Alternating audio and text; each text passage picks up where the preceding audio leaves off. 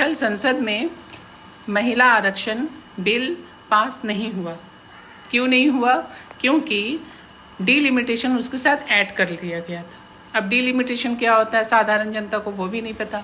Delimitation ये होता है कि सरकार परिसीमन करवाएगी कि हमारे देश का जो क्षेत्रफल है उसके साथ साथ कितनी आबादी है, उसके साथ उसी हिसाब से कितने एमपी एमएलए आगे जाके उसी हिसाब से होंगे।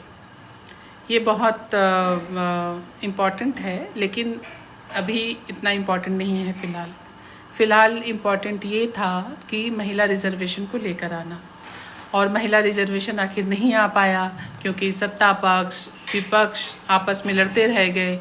विपक्ष का कहना ये था कि महिला आरक्षण अलग से दीजिए और परिसीमन अलग से, दोनों को इंक्लूड मत करिए, अलग अलग दोनों चीज़ें हैं। सत्ता पक्ष के लोगों का ये कहना था कि दोनों एक साथ होके लागू करेंगे। मेरा पॉइंट सिर्फ इतना है कि सत्ता क्या कह रही है, विपक्ष क्या कह रहे हैं, इसमें हमें इंटरेस्ट नहीं है। हम आम जनता को सिर्फ और सिर्फ इसमें इंटरेस्ट है कि हमें मिल क्या रहा है, हमें रिजर्वेशन मिल रहा है कि नहीं, हमें सेंसस मिल रहा है कि नहीं। ये हमारे लिए इम्पॉर्टेंट है। हमारे ये होने के बाद इससे रिलेटेड फिर बाकी जो चीज़ें आएंगी बाद में, हमारे लिए वो इम्पॉर्टेंट है। हमारे लिए हमारी शिक्षा, पढ़ाई, हेल्थ, ये सारी इम्पॉर्टेंट है। बेरोज़गारी जो इतनी बड़ी हुई है, उस रोज़गारी की समस्या हमारे लिए इम्पॉर्टेंट है। हमारे लिए रिजर्वेशन इम्पॉर्टेंट है। अगर ये महिला रिजर्वेशन आता तो बहुत सारी महिलाओं को मौका मिलता। नहीं हुआ। नुकसान किसका हुआ? नुकसान तो देश की जनता का ही होगा ना। अगर रिजर्वेशन वहाँ आती संसद में और आगे जाके बाकी सभी जगह में भी उसी पैमाने पे आती तो कितना अच्छा होता, हर घर की महिलाओं को फ़ायदा मिलता। लेकिन नहीं हुआ। आम जनता हमेशा पिसती रही है। पॉलिटिशियंस हमेशा अपना फ़ायदा देखते रहे हैं, किसको किससे कैसा फ़ायदा होता है। चाहे हर पॉलिटिशियन में अच्छाई है, हर पॉलिटिशियन में बुराई है, लेकिन मुझे लगता है कि देश की जनता अगर एकजुट होकर और अपने अपने एरिया में जो पार्टी उसके लिए बहुत अच्छा काम करती है उसे ही वोट देना, ऑटोमेटिकली ठीक हो जाएगा।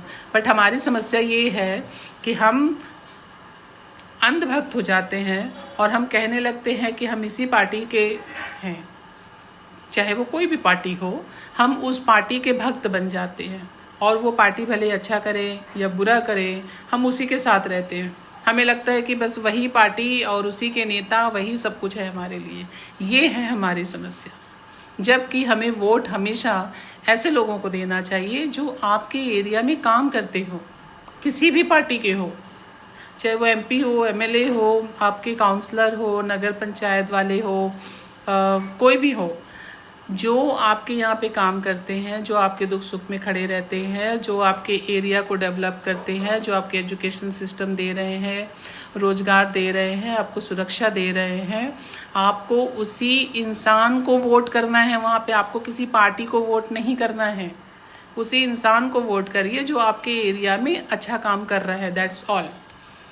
इस बेसिस पे अगर हमने वोट देना शुरू किया ना, तो हम पूरी भारत के लोग बहुत अच्छे अच्छे नेता पाने लगेंगे। हमारी समस्या है कि हम पार्टी देखकर वोट देते हैं, पार्टी देखकर, जबकि कभी नहीं देनी चाहिए। पार्टी हमेशा झुकती है जनता के आगे। तो आप अगर एक होंगे ना तो हर पार्टी आपके सामने झुकेगी। इसलिए अब भी मौका है। ये विमेन रिजर्वेशन चला गया हमारे हाथ से फ़िलहाल, लेकिन आगे आने वाले समय में कोई भी अपॉर्चुनिटी हमारे हाथ से ना जाए, इसको सुनिश्चित करना पड़ेगा और उसके लिए हम लोगों को बिल्कुल एक रहना पड़ेगा। और आगे आने वाले समय में हम वोट उन्हें ही देंगे जो हमारे एरिया में दिखते हैं, काम करते हैं, हमारी बातें सुनते हैं, चाहे वो कोई भी पोस्ट के लिए हो। तो इस बात का ध्यान रखें और अपना वोटिंग अधिकार का इस्तेमाल करें। धन्यवाद।